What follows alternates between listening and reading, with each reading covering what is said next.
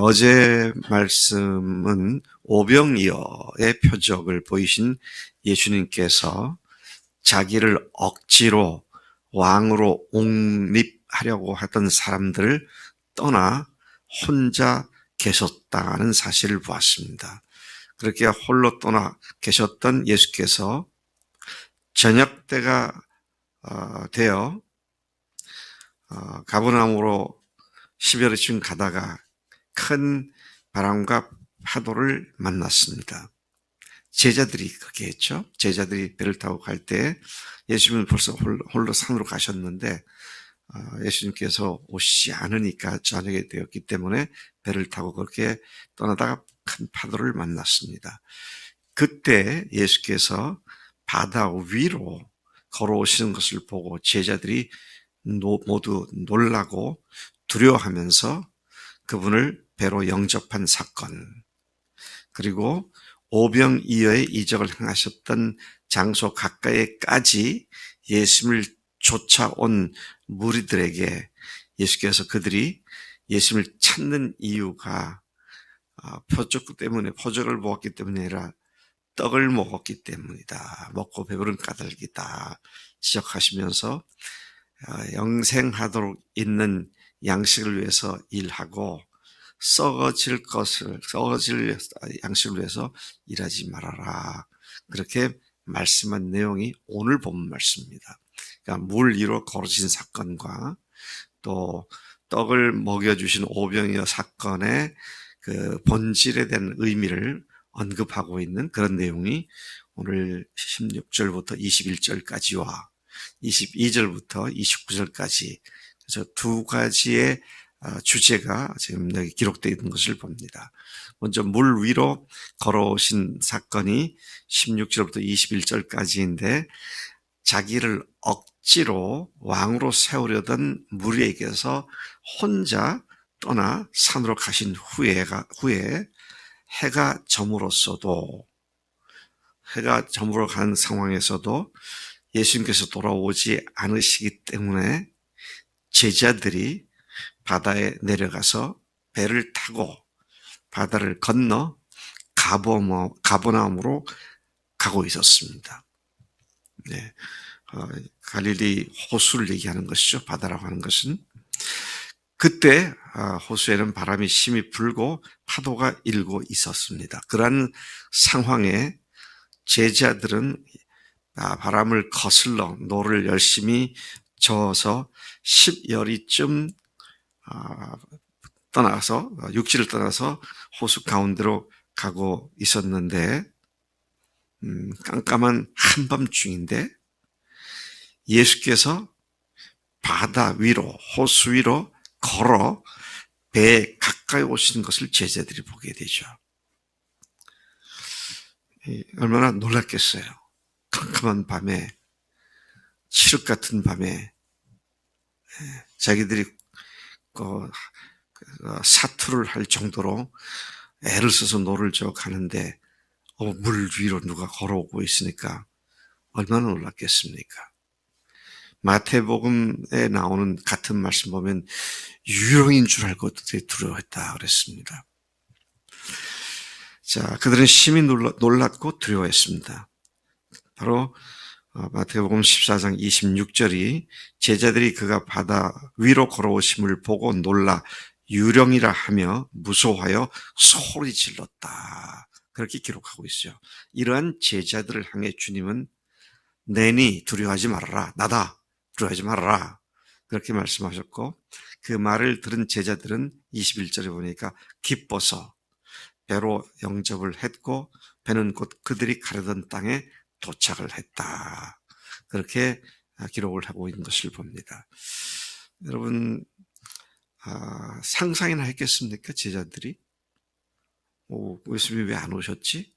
배는 어두워졌으니까 안 되겠다. 배를 타고 우리가 가버나움으로 먼저 건너가자. 그랬는데 바람과 파도에 고생을 하던 그 어두운 밤에 물 위로 누가 걸어오는 걸 봤을 때 얼마나 좀 우리가 말을 좀 심하게 기절초풍할 일입니까? 유령이라고 두려워했고 그렇게 했었던 사건. 여기를 통해, 이 말씀을 통해서 우리가 뭘 배워야 할 것인가? 주님의 능력은 우리의 상상을 초월하는 하나님의 놀라운 능력이다. 이 사실을 우리가 분명히 이해하고 알고 믿는 것이 필요하다는 것이죠. 우리는 우리들의 상식과 우리들이 경험한 범위 내에서 하나님이 뭔가를 하실 거라고 생각할 때가 너무 많아요. 근데 전혀 예상치도 또 상상치도 못했던 하나님의 방법으로 하나님께서는 하나님의 일을 하신다. 이 사실을 우리가 분명히 믿는 게 필요하죠. 이렇게 믿은 사람들을 통해서 하나님께서는 많은 또 다른 놀라운 이적들을 행하셨던 것을 봅니다. 그래서 우리가 하나님의 능력을 내 생각과 내 아는 지식과 상식과 경험으로 제한시키는 일을 해서는 안 되겠다 하는 사실을 여기서 단단히 배워야겠다는 생각입니다. 우리의 한계 속으로 주님의 능력을 제한시키는 잘못을 범할 때가 너무도 많이 있는데, 이제는 우리가 주님을 주님답게 대접을 해드리고 대우해드리는 그런 삶을 살아야겠다. 22절부터 29절까지 말씀은 예수님이 생명의 떡이라는 사실을 선포하고 계십니다. 22절에 보니까 이튿날 바다 건너편에 서 있던 무리가, 예수님을 찾아와서 예수님을 기다리고 있던 무리가, 거기에는 배 한 척밖에 없고 다른 배가 전혀 없는 것을 보았고, 또 어제 예수께서 제자들과 함께 배에 탄 것을 본 적이 없는데, 그래서 그들이 도대체 어떻게 된 건가? 제자들만 타고 가는 것을 보았는데, 그럼 여기에 예수는 여기 있어야 할 것 아니겠느냐? 근데 이게 도대체 어떻게 그런가 의아하고 있었죠. 23절, 그러나 호수 건너편 디베라라는 마을에서 배들이 주께서 축사하신 후 여럿이 떡 먹던 그곳에 가까이 왔습니다. 그렇지만 그들은 거기에도 예수와 그의 제자들도 없음을 보고 다시 배들을 타고 예수를 찾으러 호수 건너편 작은 도시인 가버나움으로 가서 거기서 예수님을 만나게 됩니다. 그러니까 어떻게 생각해요? 아니, 언제 여기 오셨지? 배를 타고 가는 걸 본 적이 없는데?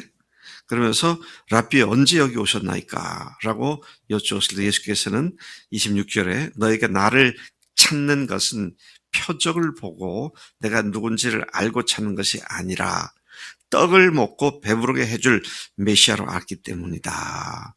그런 말씀을 하신 겁니다.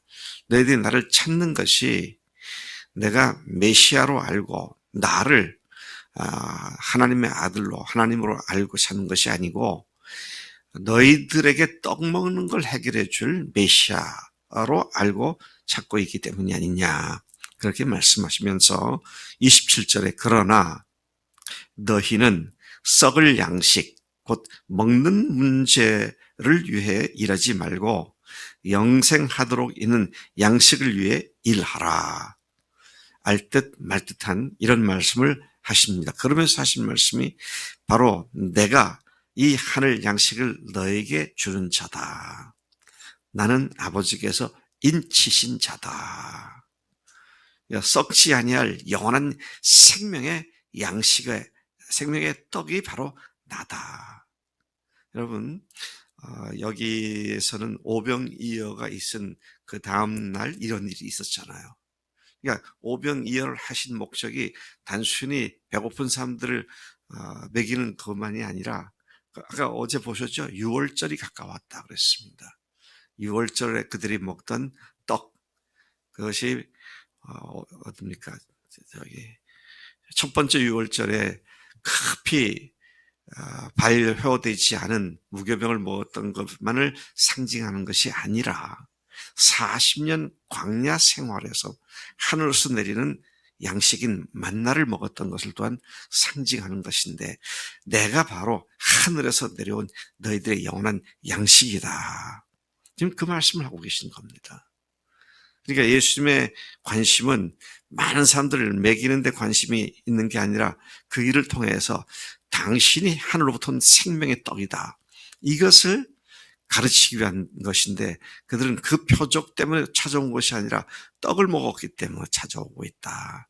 그러면서 당부하는 것이 썩어 없어질 그런 양식에 관심 두기보다는 썩지 아니할 영원한 양식에. 근데 내가 생명의 떡이다. 그렇게 말씀을 하고 있는 것입니다. 저도 늘 말하는 것이지만 우리는 오로지 주님만을 추구하고 그분만을 믿고 의지하고 사는 것이 우리에게 주어진 일이라는 사실을 생각하면서 그분께로만 초점을 맞추고 하늘의 양식인 그분으로 살아가는 자가 되어야 마땅한 줄로 믿습니다. 오늘 여기 말씀을 보면 하늘로부터 오신 예수님을 양식으로 삼고 그분을 믿고 의지하며 사는 매일의 삶을 살라고 말씀하시는 것이죠. 오늘 우리가 주님을 찾는 일에 있어서 특별히 여기 말씀 보면 마지막 절입니다. 29절이죠. 하나님의 일을 여기 보니까 하나님의 일을 뭐니까